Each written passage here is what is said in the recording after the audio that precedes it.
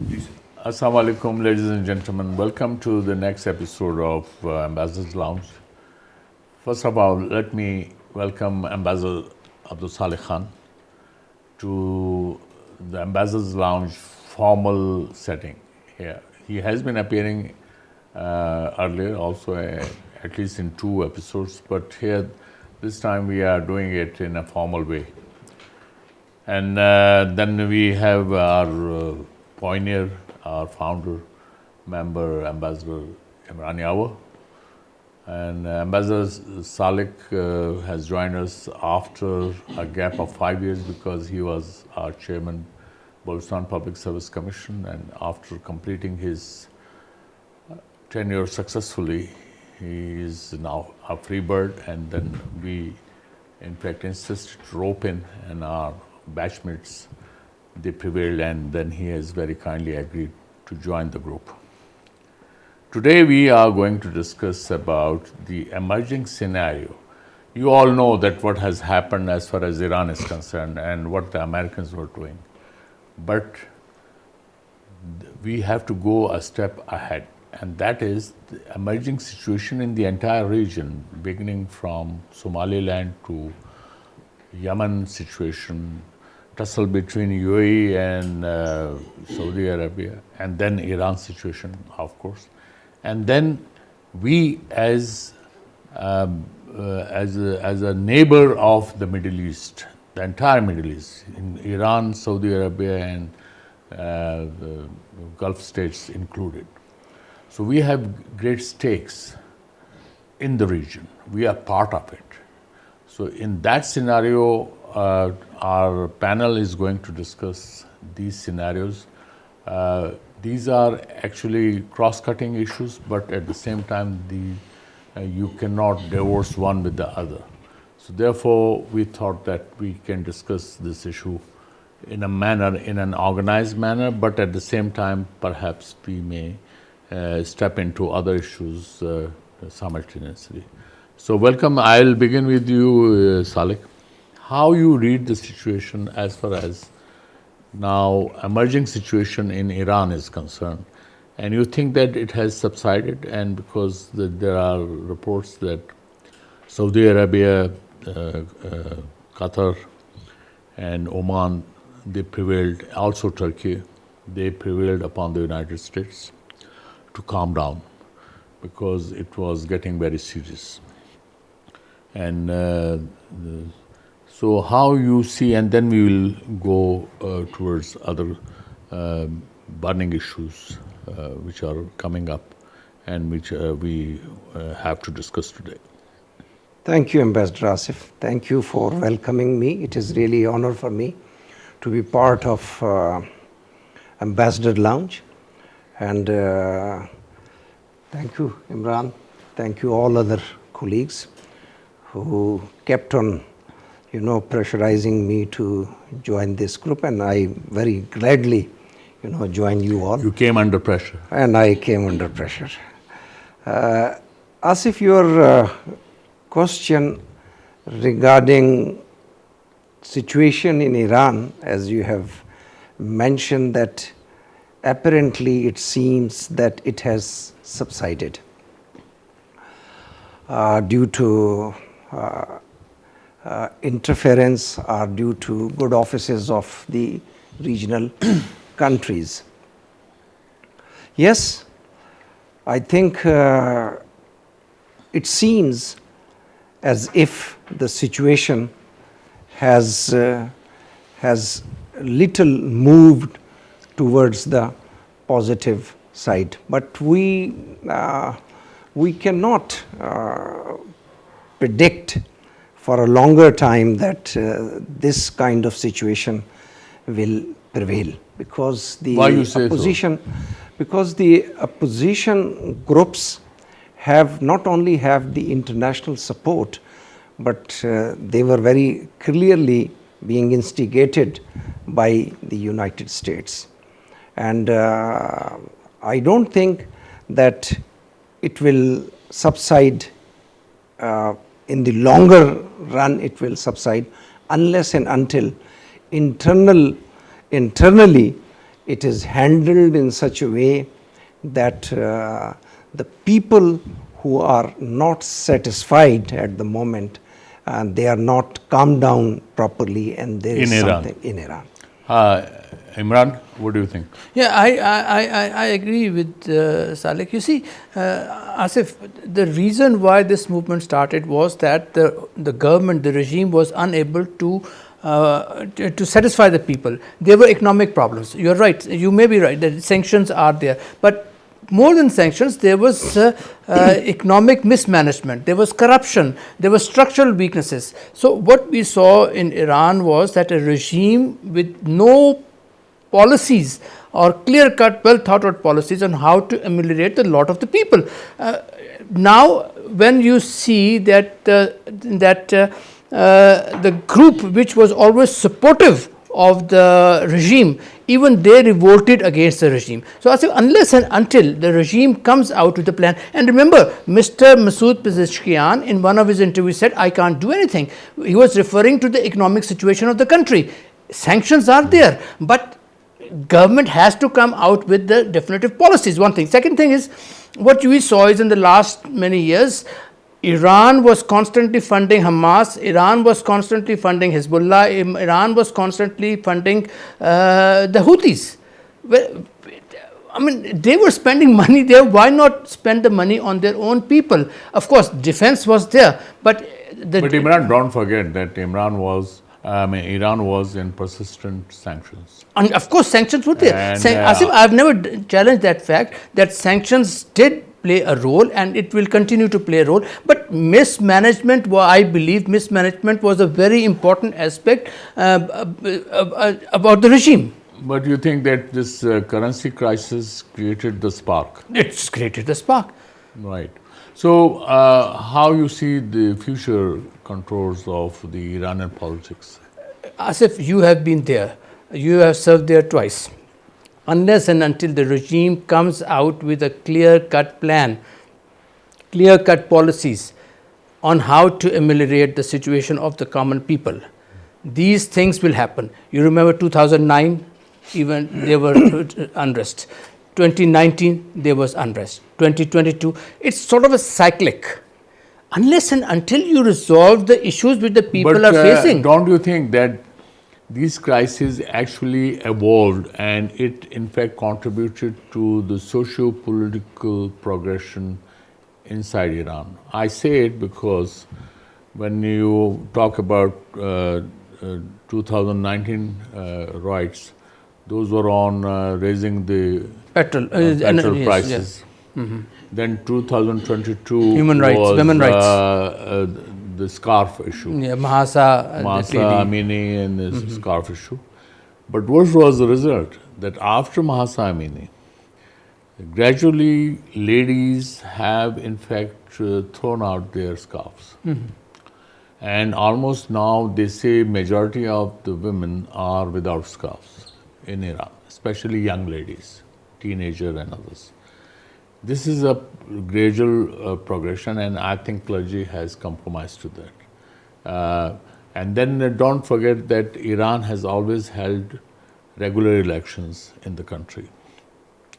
This is not the case elsewhere, or at least in the immediate region. Yes, we may dispute the system. We may perhaps talk about freedom of expression or freedom of choice. That is there. So those conditions prevail more severely in the region. Absolutely correct, Asif. And then elsewhere in the world also. But these are the progress. But why Iran attracts so much focus? Whenever there is a small crisis which crops up and then it is blown up out of proportions.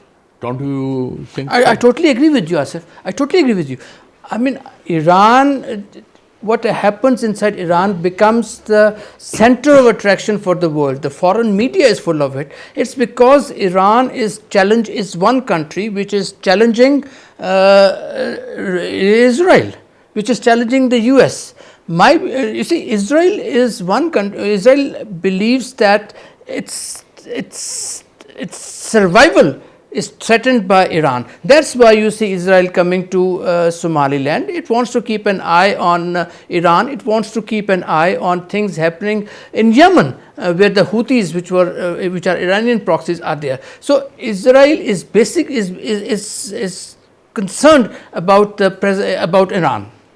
I guess you have a point well taken. Salik, what do you think? Because from coming to Houthis issue, Iran was considered to be an ardent supporter of the Houthis, and it was interpreted as that they are pinching the Saudis through Houthis, and for Saudis it was their backyard.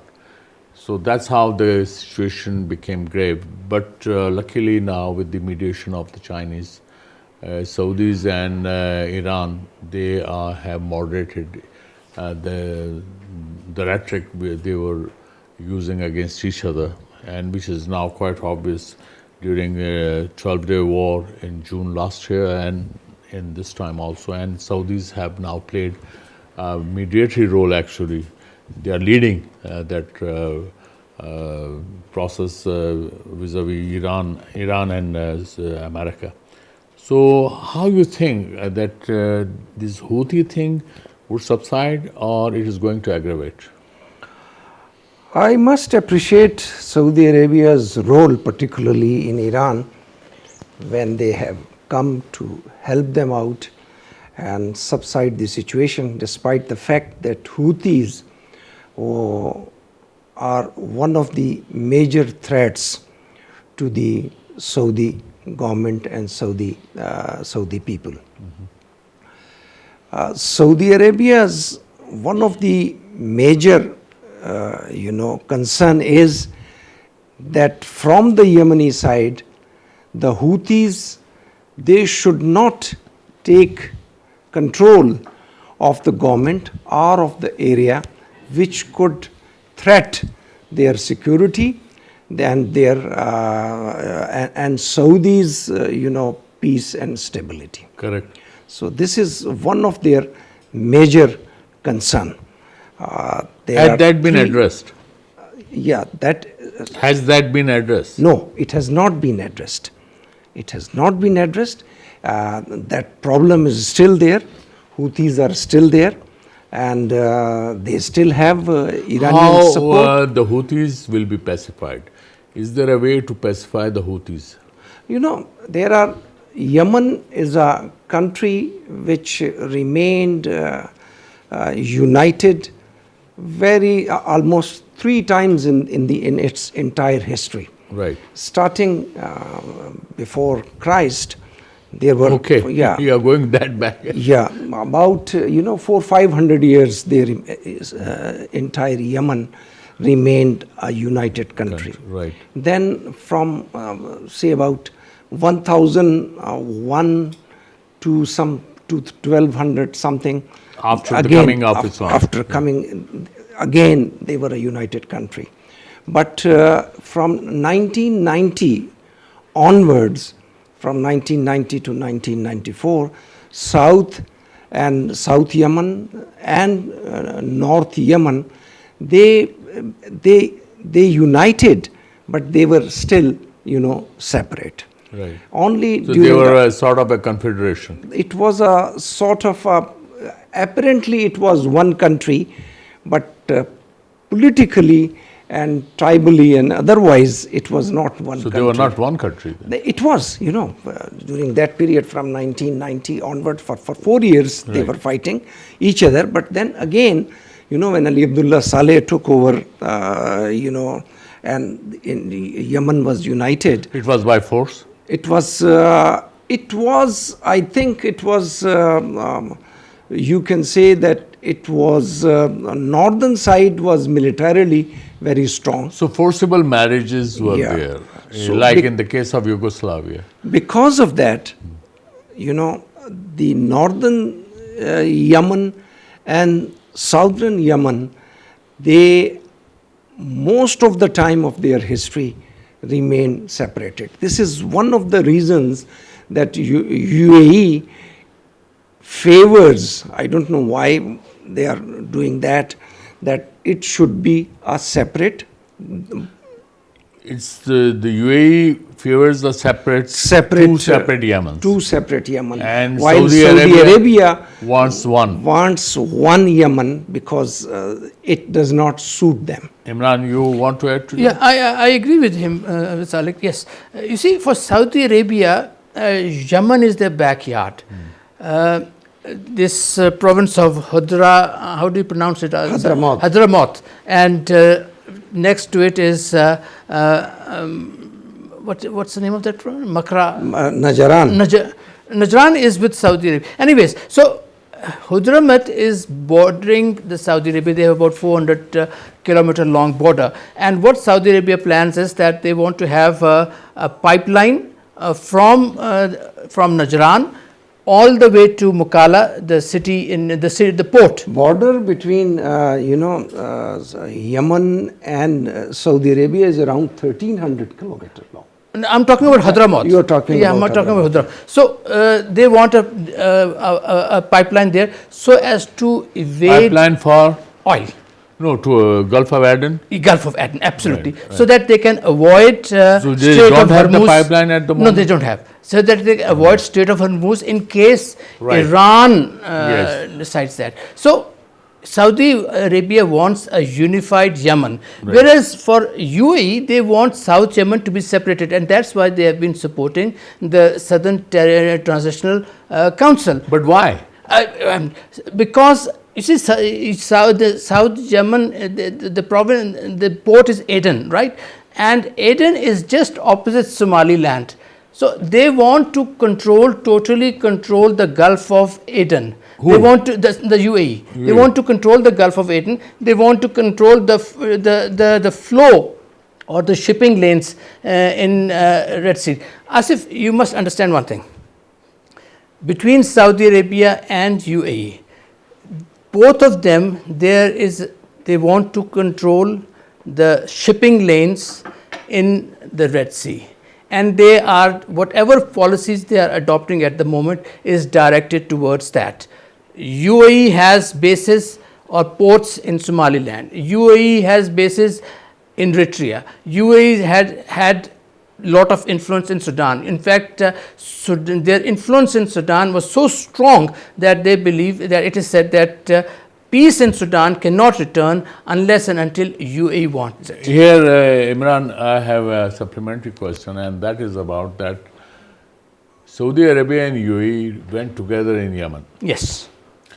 And in fact, Pakistan was heavily criticized. Absolutely when correct. Pakistan was reluctant to contribute its troops in Yemen because the policy was that Muslim countries should resolve their disputes amicably through dialogue.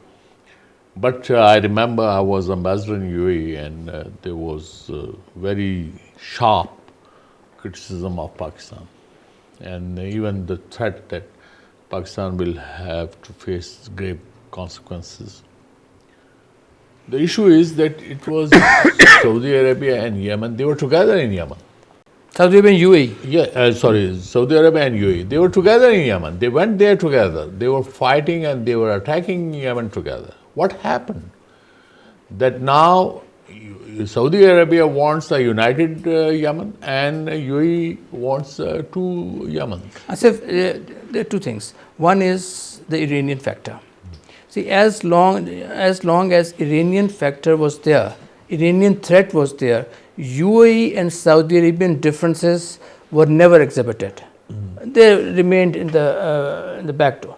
But once Iranian factor was removed, once Iranian threat was removed, their differences came out. Now in How 2019, you can say that threat was removed? Because Houthis are weakened. They have Iranians have entered into arrangement with the Saudis because of the Chinese. So that thing happened. That threat removed. So once that threat was finished in 2019, the UAE finally decided to withdraw their troops from Yemen. But meanwhile, Asif, they had invested heavily in Gulf of Aden. They had invested heavily in South Sudan, where they had trained about 60,000 South Yemenis, the people there, members of STC. Now they may have withdrawn under Saudi pressure. Nevertheless, the UAE influence still remains there. You see Yemen, you see Sudan, you see Somalia, you see Libya. UAE has a pattern of supporting secessionist movements. But yeah, Imran, here, as Salek said, that in history, Yemen has hardly been together, except for few, short periods, a few hundred centuries. But now, you think that when Saudis and Emiratis were together in Yemen, during that period, I think Yemenis prevailed as far as their vociferous tendencies were concerned. Asif, Saudis have always been scared of the fighting abilities of the Yemenis. And let me say, this is what Ibn Saud, the founder of the Saudi Empire, said: the honor of Saudis is in the humiliation of Yemen, and our humiliation is in the glory of Yemen. So this is their approach to Yemen. Come again, I couldn't understand. It said that the honor of Saudis is in the humiliation of Yemen. And our humiliation is in the glory of Yemen. So this is the approach of Saudis. Very serious. It's serious because Yemenis, as Salek has served in Yemen, he would know better that Yemenis are a fighting lot because of the tribal nature of the society. Salek, you as far as Yemenis are one of the bravest among all the Arabs, as it is said, and they are Afghans of the you can say. You can say yes, they are poor, but they are culturally very strong. And once again, I will touch the historical aspect of that. The Yemen 3,000 years ago was one of the richest region. Yes. It was known as Arabia Felix, the happy Arabia. And all these tribes in these regions and the history and so many things. For example, just to tell you who the Yemenis are. The Yemenis have given 3 clear concepts to the world. The first, the concept of high-rising buildings to the world was given by the Yemenis. Yes, the Hadramaut area. Yeah. If you go to the Hadramaut area, as you mentioned, I have visited those areas. There are buildings which are 10 stories and 12 stories, and still the people, they are living there. The second concept which the Yemenis had given to the world was the concept of construction of dams. The last Marib Dam was destroyed just few days before the birth of Prophet ﷺ. And the third concept which the Yemenis have given to this world was the concept of terracing in agriculture. In the mountains they have made terraces, and they had, so the Yemen, today's Yemen is a poor country, but historically Yemen is one of the most, I would say, important, country in the past, and they have, So technologically, they were far advanced, but politically they could not evolve. Yeah. And it is a tribal society. As Imran mentioned, I fully agree with him. They are very brave people, and all the Arabs they know. Most of the Arab tribes have originated from Yemen. Even the Saudis and... But why couldn't the Saudis and Emiratis and other states, they could mediate between different Yemeni, at least the 2 Yemens? I say Saudis want this. You see, what I have seen is, and what you I'm sure have seen is, that Saudi foreign policy sharply contrasts UAE foreign policy.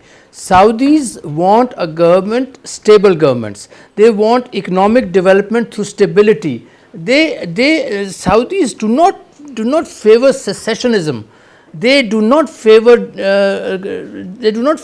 these militias, as compared to the UAE. So Saudis, that's why Saudis favor one Yeah. Yemen. They don't want a Correct. division in Why- Yemen as why- against yeah. to UAE. And as I said, you can see UAE approach in Libya, you can see UAE approach in Sudan, you can see UAE approach in So, Somalia. what do you think that how it is going to come up? Briefly, both of you. Now, I would say that historically, Saudi Arabia is much closer to Yemen than UAE. And No, not only historically, even geographically. Even today. Even geographically. Secondly, Saudi Arabia wants ending of missile and drones from Yemen. In the the Houthis have been Is doing all there, that. I mean, do you think that it shows that their supply line is intact? And which drones are coming? What is the make of those drones? Drones where?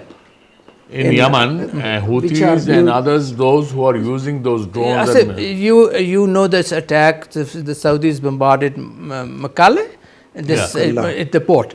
And they said, they alleged that this ammunition which was coming there was for STC. The UAE said that it was for their forces, their counter-terrorism forces. Of course, Saudis did not agree to that because Saudis had been warned by the Egyptians, by the Egyptian intelligence, that the UAE was conducting these operations inside the South Yemen, because UAE has invested heavily in South So it Yemen. was their supply chain. It was their supply chain, and that's why that has been disrupted.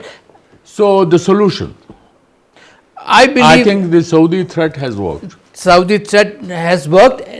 The UAE has not only withdrawn its troops from South Yemen, it has also withdrawn its troops from Socotra Island, which is in the Arabian Sea. And that island, they went there for tourism purposes, to develop it for tourism. In fact, UAE had developed a naval base there. Correct. After Saudi threat, they withdrew from that. Right. So yes, you are right. So Saudi threat has worked there. Now let's, gentlemen, move to whichever way you want to. I wanted to touch upon Somaliland a little bit, and then we come back to Iran. I said more than Somaliland, I think it's Sudan, where the Okay, fine. where Yeah, the differences between the two sides, between UAE and Saudi Arabia, are Again, more pronounced. The two countries are They are very at much play there. involved. I mean, UAE. First, let me. When we talk about the UAE policies, there, Anwar Gagash, their influential. He used to be the Minister of State Exactly. when I was there. Now he's advisor. He said that we are To an the influence. president. This would reflect their thought process in UAE. He said we are an influential country in the region. Maybe someone doesn't like it, referring to Saudi Arabia, but the fact is we are. As a result, I think we have a regional view on what we want to see in countries around us. And then he added, if nations of our size isolate themselves, they risk marginalization. So, as we would talk also, that UAE is started thinking of itself as really big. They have the money, petrodollars, so their ambitions have increased. They want to show their ambition, and this is what they have done in Sudan. And what the Saudis are doing. Saudis are trying to bring the Sudanese together. They don't want division in Sudan. They are not supporting the Sudanese secessionist movement or the RSF But under what General. about the talk of we selling, aircraft to Sudan? Yes, they are. You see, what we are doing is we are, if the news is correct, we are selling our aircrafts and weapons to the government, that is the Sudanese Defense Forces under General Burhan, who is there. So we are selling to them. But what they are doing is they are selling the troops, and US, in fact, Marco Rubio in the Senate Foreign Affairs Committee he explicitly said that UAE was funding, supporting the movement there. It was the RSF, the Rapid Support Force in Sudan. As if Rapid Support Force or RSF, it has last September they retook western Darfur region, Yes. and Al-Fashar province. But Darfur is on Asif, the boil for the past 2 decades. 70,000 people were killed They by are, them, yes, and yes. the world is crying on that thing. And the central government of General Burhan has filed did file in March, I think it was March or April, they filed a complaint against UAE in ICJ, stating that UAE was complicit in the murder, in the genocide which took place in Darfur. Fine. Salik? Asif, I think in the entire this thing, we forgot one important point, that is the Red Sea. Red Sea that connects the I would say the Indian Ocean, through Babul Mandab, and that is the most the Mediterranean is connected, right, between Mediterranean Sea and Mediterranean and so Babul Mandab is one of the most important area, and also a choke point. and a choke point, which controls around 10 to 12% of world Correct. shipping lane and shipping. oil, Correct. and around 30% of container business Correct. is done through that. So anyone who controls that region Yes. controls the. So you think that is why that Israelis have recognized the yes. Somaliland, and they want to have Yes, their the presence the get UAE's hold of the bases. Absolutely. The UAE's interest in that area is to, to have a control over sea lanes, and to reinforce their trade through these routes. Of course, it is equally important these for are, Saudi I Arabia. think these are not something which augur well, because if there is a tussle between the UAE and Saudi Arabia, say in Sudan, in Yemen, and then also now, if you talk about Somaliland, then UAE recognizes Israel, and Israel has its foothold there. American commander recently visited Somaliland. Exactly. So these are the things which are cooking up. As if So, I mean, what I personally feel is the worrisome aspect, that this would create more fissures in the region. As if you see, Saudi Arabia is, in fact, Salik has hit the nail on the head. Red Sea is important. Now, the length of the Red Sea is plus 2,000 kilometers. Correct. Right? And the country with the largest coastal area with the Red Sea is Saudi Arabia. Correct. Now, opposite Saudi Arabia, if you go to the north, is Sudan. Still go up, it's Egypt. Coming down, it's Eritrea. But it's what's Somalia. the UAE's advantage? UAE, As you just said, it's in this control entire of the, thing. it's control of the sea control lines. of the sea lanes. No, but how it can control, while That's what they geographically want. it is not present? Exactly. That's what they did. They thought that by being in South Yemen, in Aden, they thought that by being in Somaliland, they will be controlling or they would have an influence. You see, as I said before, that these countries are now seeking influence in the region, and through this influence, they want to control the economics of this land. Now, after this latest event, Somalia government has said that we suspend all agreements. This is very interesting. Correct. They said we suspend all agreements with UAE. As if that would mean suspending what they have invested in Somaliland. The base, naval base, they had spent about millions of dollars in that. And that's why Israel was also interested, because Israel was using that place or was intending to use that place till they have their own naval base to conduct intelligence operations there. So, As far as Salek, your take. as far as Saudi Arabia and UAE are concerned, Saudi Arabia has over 1.1 trillion GDP. While its size is, too big, its population is too big, Right. and UAE stands nowhere. But in terms of GDP, UAE has around 500 billion, GDP, which is almost close to half But of that's the. not enough. Kuwait was swallowed in 2 hours by Iraq.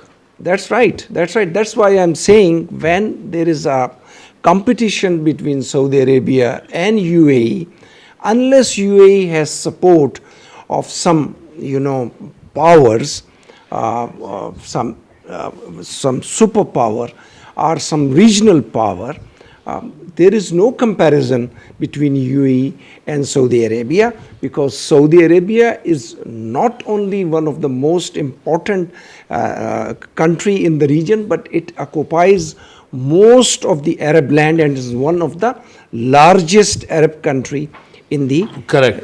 So now let's go towards the concluding part and see that how the picture is emerging.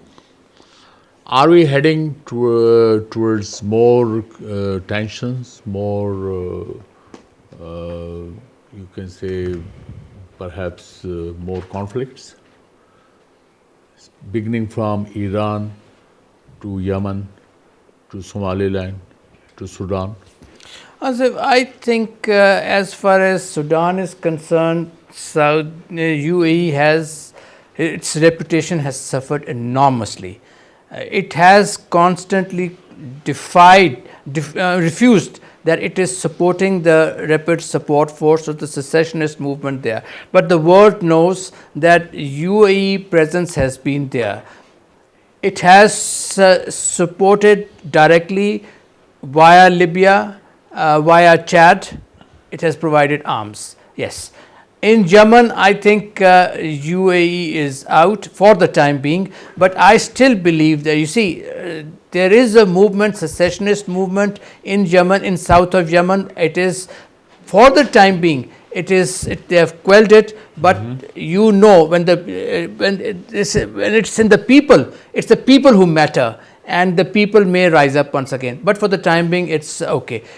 As far as Iran is concerned, as we discussed, you are a specialist in Iran yourself. I think for the time being, Iran is quiet, but unless and until the regime makes sure that it finds a solution to the problems of the people, things will quiet down. If they can't find, if there is no well thought out strategy, well, people will come out again. Iran will have to negotiate with the US. Iran will have to negotiate with the Europeans. And they said that probably Iran had an interaction with Israel as well. It has to live in harmony with not only its neighbors, with the people in the region. So you think Iran is, in fact, is more savvy as far as the diplomats are concerned? Well, you can. And secondly, now coming towards another aspect which is very important and has been discussed, is about this so-called trilateral alliance which is emerging between Pakistan, Saudi Arabia and Turkey. How you see it, Salek, you see this coming up, although it is still in the nascent stages perhaps? I think as far as Saudi Arabia and Turkey are concerned, we have not only we enjoy a very strong relationship with these two countries, these two countries have also a lot of influence in the entire region.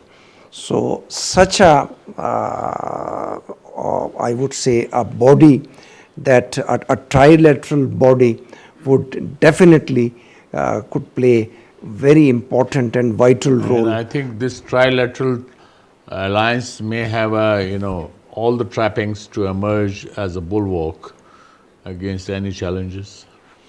Asif, Imran? yeah, here's a point that it will emerge as a strong alliance. It is how I see is that this alliance was or it emerged because of Israel. Turkey has Israel has already removed Iranian threat. It has already removed number of threats.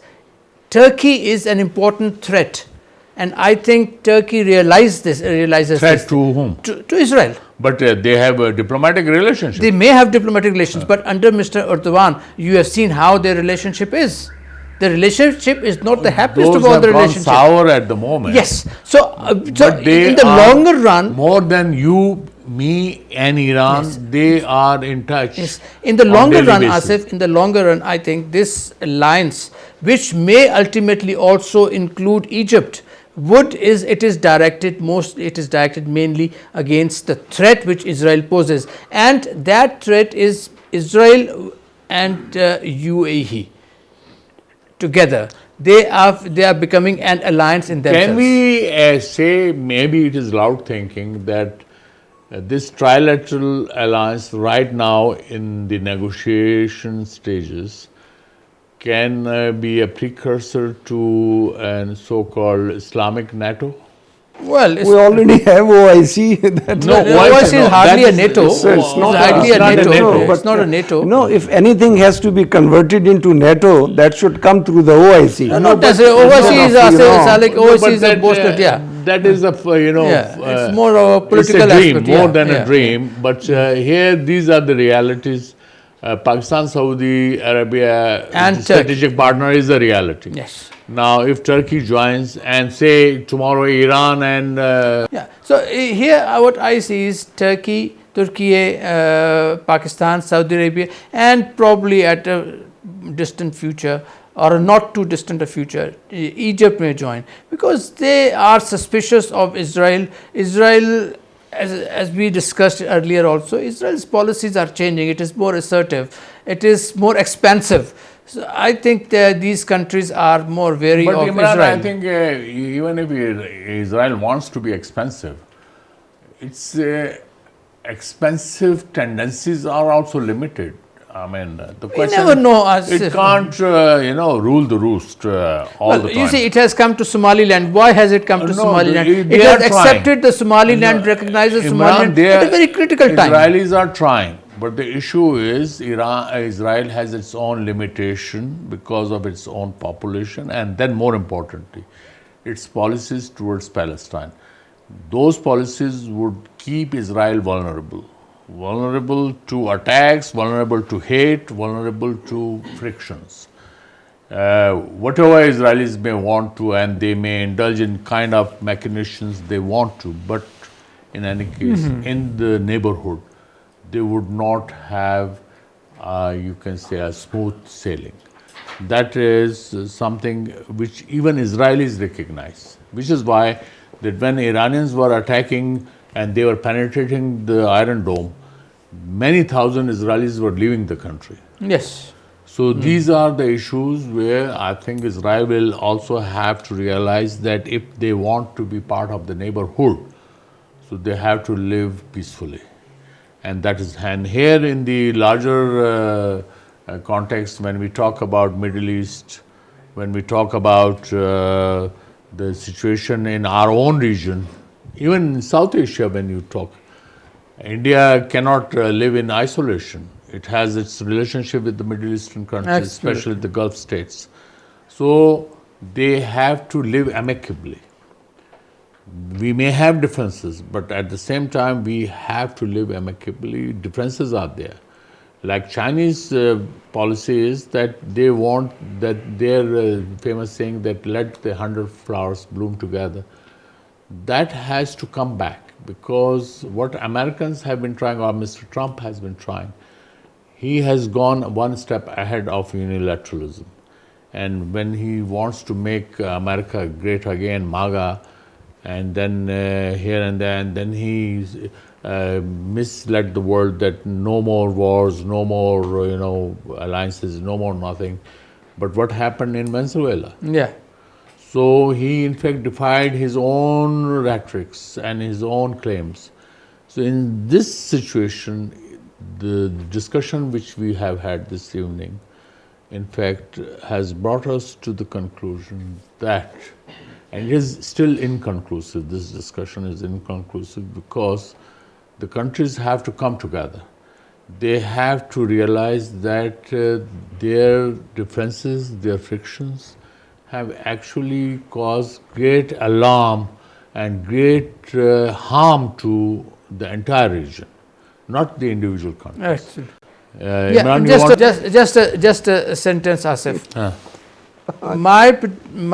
What I see is, in the future, an alliance between Pakistan, Saudi Arabia, Turkey, Egypt. On the other hand, there would be an alliance UAE, Israel, India. That's what I see. Yeah, it's quite plausible. Salik, your check? I would say that what I am seeing is that there would be two types of countries in the region. One which are with with Israel or with the United States, and the other group would be those who are against them. So this is what I am seeing, and whosoever succeeds, whosoever has power, whosoever has economic strength will succeed. So am I correct in my inference that tension would continue between the blocs? One with Israel and other with like us. Yeah. So the tension would continue. Ladies and gentlemen, this discussion is still inconclusive. However, one thing is clear, that alliances have been made in the past and have been broken. Now again that tradition continues, but we have come a long way. If you take the example of Pakistan, I remember Prime Minister Modi telling his audience कि हमने पाकिस्तान को बेकारी बना दिया है. We have made Pakistan beggars. So what happened? We all saw in the 4-day May friendly exchanges between India and Pakistan. And where is India now? Isolated in the region, in South Asia.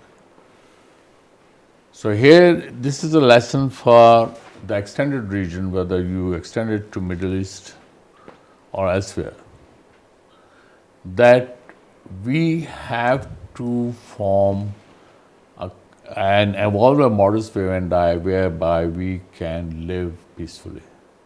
If there are differences, there is a way to sort them out through dialogue. There is no shortcut, but at the same time, there is no need to go to war. There is no need to harm each other physically. We can negotiate, we can talk it out. And that's the way. And this is perhaps is the lesson for us in the neighborhood, with Afghanistan, also with for Iran, vis-a-vis its neighborhood, and then in Yemen or Sudan, or for that matter Somaliland. To avoid a big conflagration, to avoid more death and destruction, the countries of the region have greater responsibility. And how they cope up and how they perform their duties and their responsibility would be watched closely by the observers. I am one of them. Please keep watching our channel and subscribe to it. Thank you so much.